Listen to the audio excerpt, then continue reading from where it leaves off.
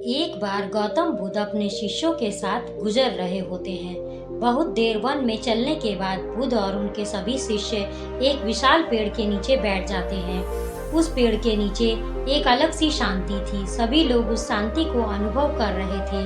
कोई भी एक शब्द नहीं बोलता। कुछ देर बीतने के बाद गौतम बुद्ध का एक शिष्य उठता है और बुद्ध से पूछता है, बुद्ध, मैं आपसे एक प्रश्न पूछना चाहता हूँ। बुद्ध कहते हैं, पूछो, क्या प्रश्न है तुम्हारा? शिष्य बुद्ध से पूछता है, मैंने कभी भी आपको दुखी नहीं देखा।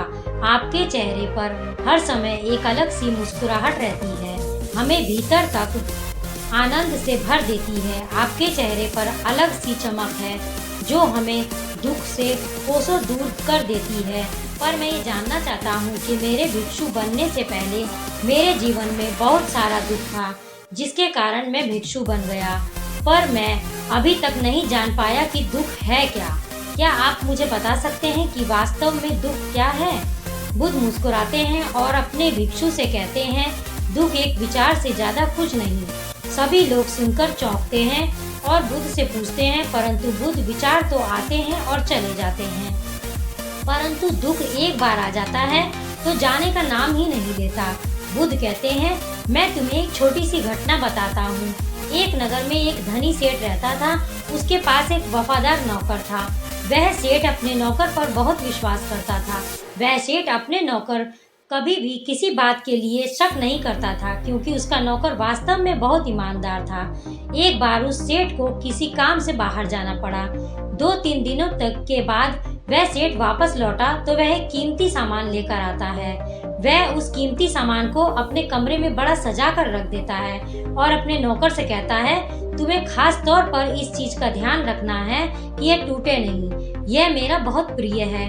नौकर कहता है, मालिक, मैं पूरा ध्यान रखूंगा, आप चिंता ना करें। अगले ही दिन वह नौकर पूरे घर की सफाई कर रहा होता है। सफाई करते करते वह सेठ की उस कीमती चीज के पास पहुंचता है और उसकी भी सफाई करने लगता है। सफाई करते करते उसे वक्त कीमती चीज उस नौकर के हाथ से फिसल जाती है और नीचे गिर जाती है।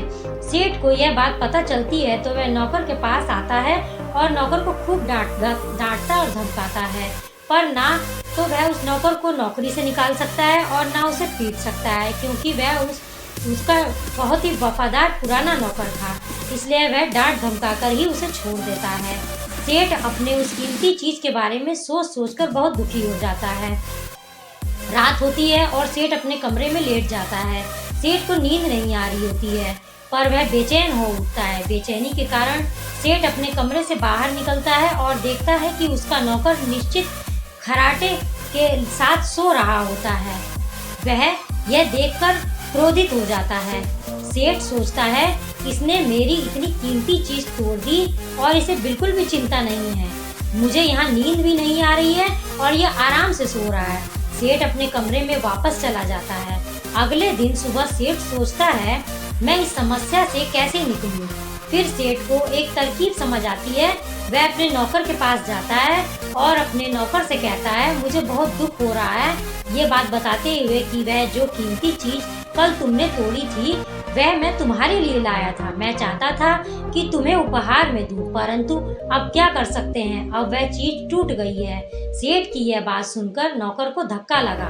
नौकर सोचता है, अरे यह तो बहुत बड़ी गलती हो गई। वह इतनी कीमती और महंगी चीज मेरे लिए लाए थे और वह मुझसे टूट गई। फिर क्या? उस नौकर के मन में बेचैनी पैदा हो जाती है, दुख पैदा हो जाता है। रात होती है और सेठ आराम से सोता है और वह नौकर बेचैन रहता है। उसे नींद नहीं आती।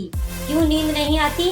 क्योंकि अब उसे नौकर ने उस सेठ की उस कीमती चीज को अपने आप से जोड़ लिया, इसीलिए वह दुखी हो रहा था। उसने उस नौकर के मन में विचार नहीं था कि वह कीमती चीज मेरी है, पर अब उसके मन में ये विचार आ गया था कि वह कीमती चीज न टूटती तो वह मेरी होती। बुद्ध कहते हैं, दुख केवल विचार है। और यह विचार कैसे उत्पन्न होता है? अपने आप को किसी भी चीज से जोड़ने से। जब हम किसी भी चीज को अपने आप से जोड़ लेते हैं, वह चीज हमारे दुख का कारण बनती है। लेकिन वास्तविकता तो यह है कि कोई भी चीज हमसे जुड़ नहीं सकती। हर चीज आपके पास है, आपकी है, पर कुछ समय के लिए। कुछ समय के बाद वह आपसे दूर हो जाएगी। उस दूर होने की घटना को स्वीकार करें और आगे बढ़ें।